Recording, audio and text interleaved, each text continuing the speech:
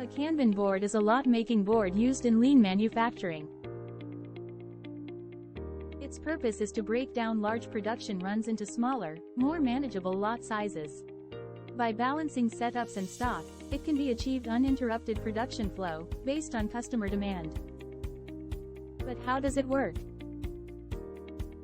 Physically, it's a board with multiple lines or columns representing different part numbers. Each part number has a set number of kanbans.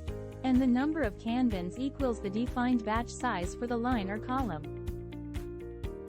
After the number of kanbans is accumulated in the line or column, the lot is ready to produce by placing the kanbans in the sequencer.